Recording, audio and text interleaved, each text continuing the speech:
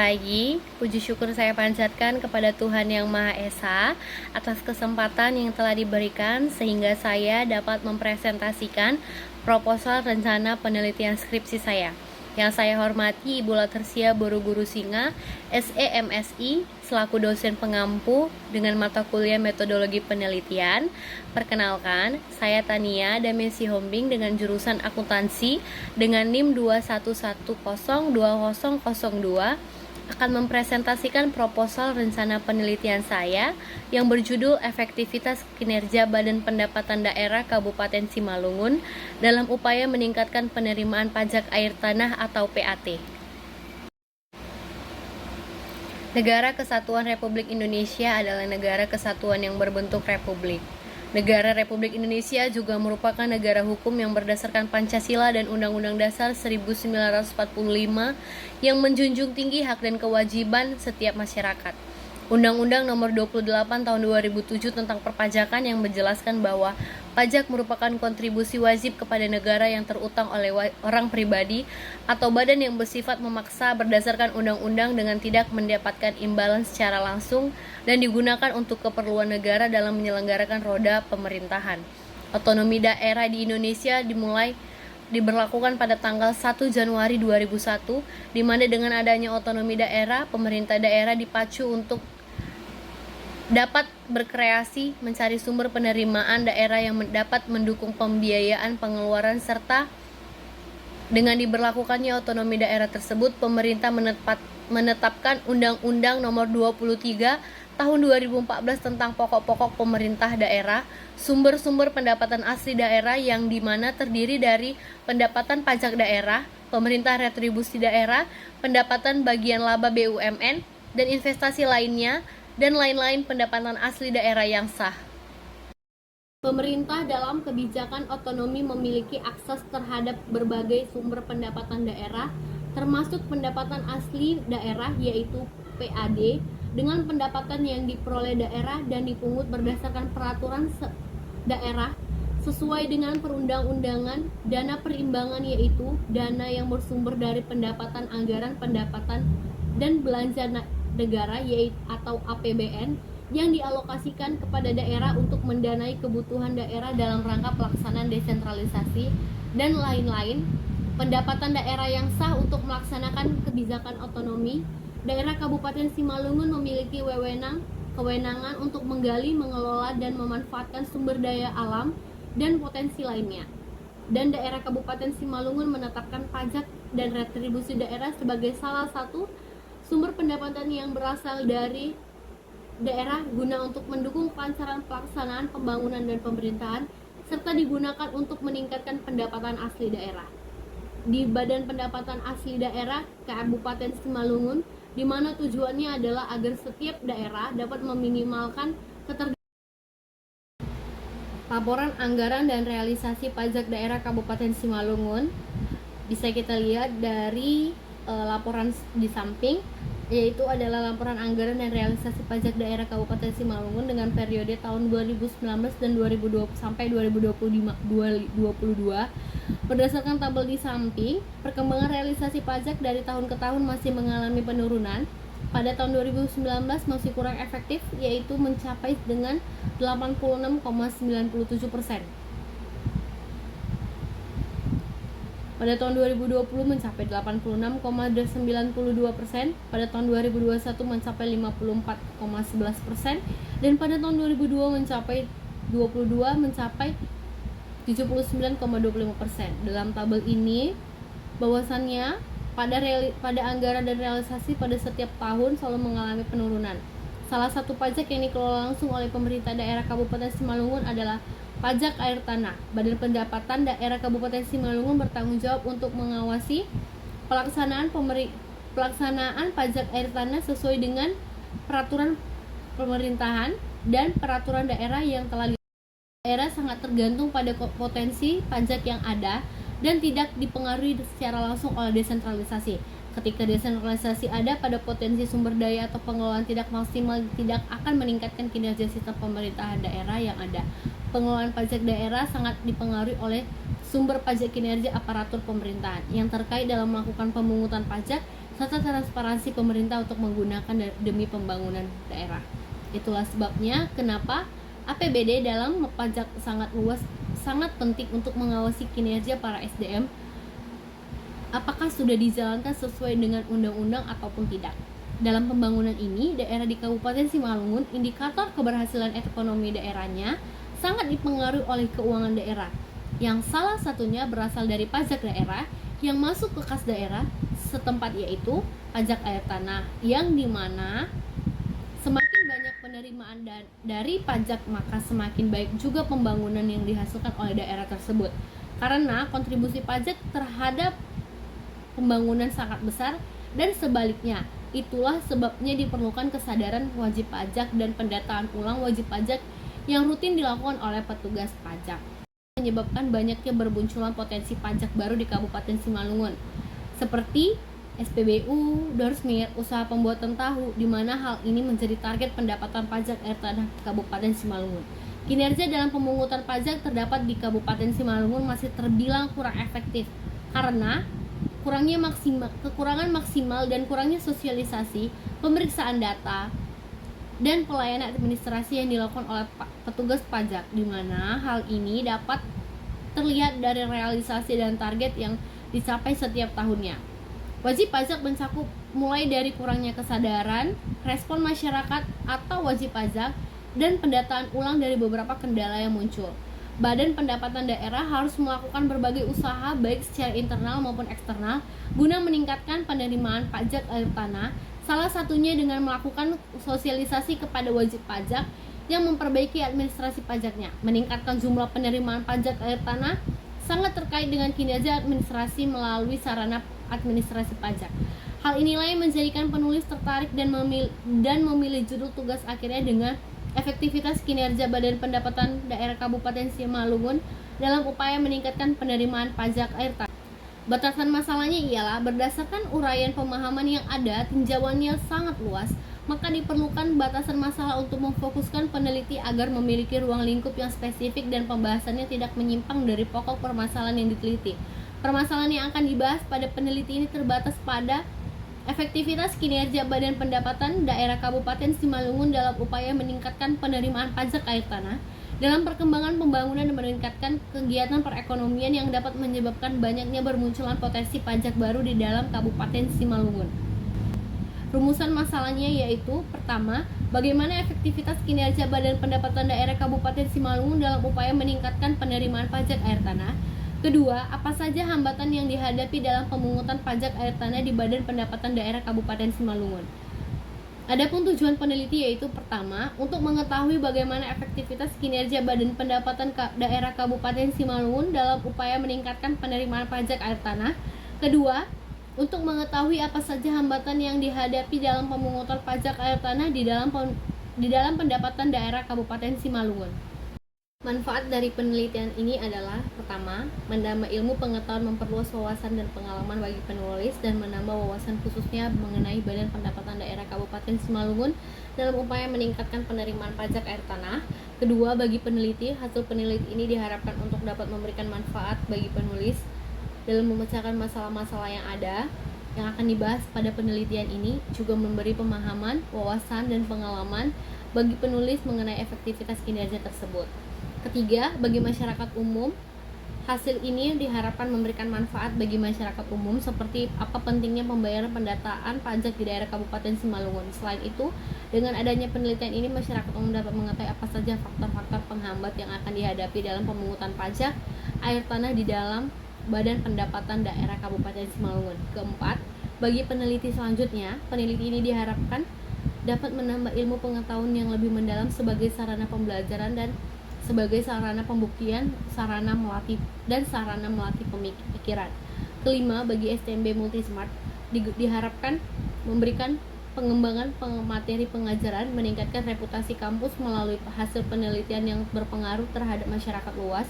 Mahasiswa juga belajar menghadapi tantangan kompleks dan mengasah keterampilan penelitian. Tinjauan pustaka dan pengajuan hipotesis. Landasan teori. Pertama, teori efektivitas. Efektivitas merupakan kemampuan untuk memilih rencana yang tepat atau strategi yang tepat untuk mencapai target yang telah ditetapkan, ataupun konsistensi kerja yang tinggi untuk mencapai tujuan yang telah direncanakan. Artinya, apakah pelaksanaan sesuatu tugas dinilai baik atau tidak sangat tergantung apakah tugas itu diselesaikan atau tidak, terutama menjawab pertanyaan bagaimana cara melaksanakannya dan berapa biaya yang dikeluarkan untuk itu. Kedua, pengertian kinerja. Kinerja adalah hasil kerja baik secara kualitas maupun kuantitas yang dicapai oleh seseorang dalam melaksanakan tugas sesuai tanggung jawab yang diberikan oleh seseorang yang melakukan pekerjaan. Wajib pajak kepada negara yang terutang oleh orang pribadi atau badan yang bersifat yang terutang oleh orang pribadi atau badan yang sifatnya dapat dipaksakan dan dipungut oleh undang-undang serta tidak mendapat imbalan secara langsung dan digunakan untuk keperluan bagi negara sebesar-besarnya untuk kemakmuran rakyat dengan yang fungsinya sebagai fungsi anggaran yaitu budgetir, kedua mengatur aktur reguler, ketiga ada stabilitas, keempat ada redistribusi, kelima ada demokrasi. Keempat, tata cara pemungutan pajak. Undang-Undang Nomor 34 Tahun 2000 tentang pajak daerah dan retribusi daerah telah menetapkan tarif jenis pajak maksimal sebagai berikut. Pertama, ada pajak kendaraan bermotor dan kendaraan di atas air 5%, bea balik nama kendaraan bermotor dan balik kendaraan di atas air 10%, pajak bahan bakar kendaraan bermotor 5%, pajak pengambilan dan pemanfaatan air bawah tanah dan air permukaan 20%, pajak hotel 10%, pajak restoran 10%, pajak hiburan 35%, pajak reklame 25%, pajak penerangan jalan 10%, pajak pengambilan bahan galian golongan C 20% dan pajak parkir 20%. Kelima, pajak daerah. Pajak daerah adalah kontribusi wajib kepada daerah yang terutang oleh orang pribadi atau badan yang bersifat memaksa berdasarkan undang-undang dengan tidak mendapat imbalan secara langsung dan digunakan untuk keperluan daerah bagi sebesar-besarnya kemakmuran rakyat. Selain untuk pembangunan suatu daerah, penerimaan pajak daerah merupakan salah satu sumber anggaran pendapatan daerah atau APBD yang digunakan pemerintah untuk menjalankan program-program kerjanya berdasarkan Undang-Undang Nomor 28 Tahun 2009 Pasal 2 Ayat Angka 1 dan 2 tentang pajak daerah dan retribusi daerah. Pajak daerah ada yang dipungut oleh provinsi dan jenis pajak yang dipungut oleh kabupaten atau kota. Pajak daerah yang dipungut oleh provinsi ditetapkan menjadi 5 jenis pajak, yaitu pajak kendaraan bermotor, bea balik nama kendaraan bermotor, bea pajak bahan bakar kendaraan bermotor, pajak air permukaan, pajak rokok. Jenis pajak kabupaten atau kota ditetapkan juga secara terbatas hanya mencakup 11 jenis pajak, yaitu pajak hotel, restoran, hiburan, reklame, penerangan jalan, pajak mineral bukan logam dan batuan, pajak parkir, air tanah, sarang burung walet, dan pajak bumi dan bangunan perdesaan dan perkotaan, dan bea perolehan hak atas tanah dan bangunan. Undang-Undang Nomor 28 Tahun 2009 Pasal 1 Angka 33 dan 34 tentang pajak daerah dan retribusi daerah. Pajak air tanah adalah pajak atas pengambilan dan atau pemanfaatan air tanah, di mana yang dimaksud dengan air tanah adalah air yang terdapat dalam lapisan tanah atau batuan yang di bawah permukaan tanah.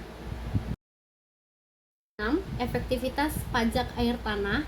Terdapat 3 faktor yang mengancam efektivitas pajak. Pertama, menghindari pajak.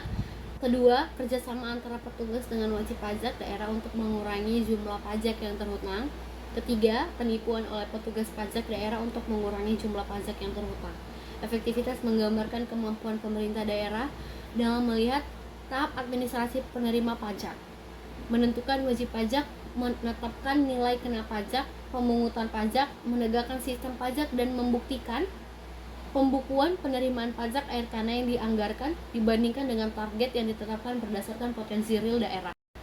Ada pula kerangka konseptual. Kerangka berpikir dalam penelitian ini berfokus pada kinerja Badan Pendapatan Daerah dalam upaya meningkatkan penerimaan pajak air tanah dengan fokusnya berada di kantor Badan Pendapatan Daerah Kabupaten Simalungun. Penelitian ini menggunakan teori dari Richard M. Sears dengan 1999 dengan 3 ukuran, yaitu pencapaian tujuan, integritas, dan adaptasi. Yaitu kerangka konseptualnya dengan X1-nya adalah efektivitas, X2-nya adalah kinerja, dengan Y-nya adalah pendapatan asli daerah atau PAD. Penjelasannya, efektivitas kinerja Badan Pendapatan Daerah Kabupaten Simalungun dalam upaya meningkatkan penerimaan pajak tanah pada Badan Pendapatan Daerah Kabupaten Simalungun dengan menerapkan teori dari Richard M. Sears, yaitu pencapaian tujuan, integritas, adaptasi. Yaitu kerangka konseptualnya dengan X1-nya adalah efektivitas, X2-nya adalah kinerja, dengan Y-nya adalah pendapatan asli daerah atau PAD. Kinerja Badan Pendapatan Daerah Kabupaten Simalungun dalam upaya meningkatkan penerimaan pajak tanah pada Badan Pendapatan Daerah Kabupaten Simalungun dengan menerapkan teori dari Richard M. Sears, yaitu pencapaian tujuan, integritas, adaptasi. Adapun faktor-faktor yang akan menghampiri dari Richard M. Sears yaitu menganalisis efektivitas karena Badan Pendapatan Daerah Kabupaten Simalungun dalam upaya meningkatkan pajak penerimaan air tanah. Dan yang kedua adalah menganalisis hambatan yang dihadapi dalam pemungutan pajak air tanah di Badan Pendapatan Daerah Kabupaten Simalungun.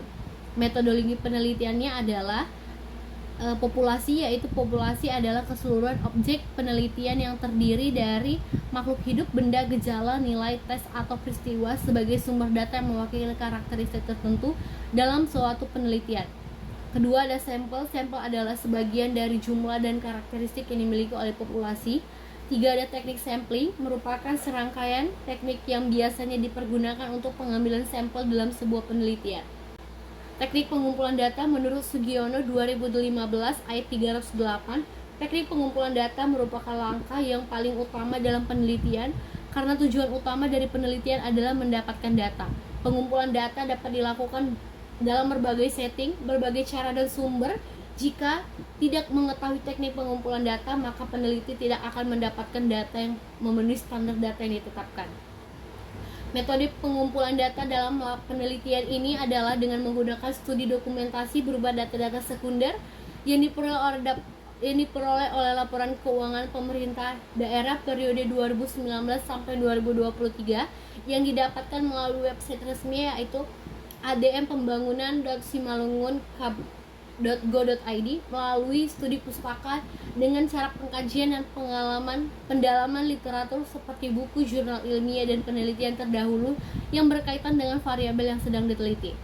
Ketiga, ada analisis data, yaitu pertama statistik deskriptif, yaitu merupakan teknik analis yang menggambarkan atau mendeskripsikan data penelitian melalui minimum, maksimum, rata-rata, min, standar deviasi atau sum range, kurtosis, dan sweetness menurut Ghazali 2018. Metode ini bertujuan untuk memberikan gambaran fenomena terkait variabel penelitian melalui data yang telah dikumpulkan. Teknik analis deskriptif yang digunakan dalam penelitian ini adalah nilai minimum, maksimum, rata-rata atau min, dan standar deviasi dari masing-masing variabel. Kedua, ada uji normalitas, merupakan sebuah uji yang dilakukan untuk bertujuan dengan menilai sebaran data pada sebuah kelompok atau data atau variabel, apakah sebaran data tersebut berdistribusi normal atau tidak. Uji normalitas berguna untuk menentukan data yang telah dikumpulkan berdistribusi normal atau diambil dari populasi normal. Ketiga, adanya uji multikolonialitas untuk menguji dan mengetahui apakah suatu model regresi ditemukan dengan adanya korelasi yang tinggi atau sempurna antar variabel independen. Uji heteroskedastisitas adalah uji statistik yang dilakukan untuk menguji apakah terdapat pola heteroskedasitas dalam residual model regresi. Residual adalah selisih antara nilai observed dan nilai predicted dari model regresi. Baiklah semua teman-teman, Inilah hasil dari pemaparan tugas saya dengan mata kuliah metodologi penelitian. Maka dari itu saya pamit undur diri dan terima kasih.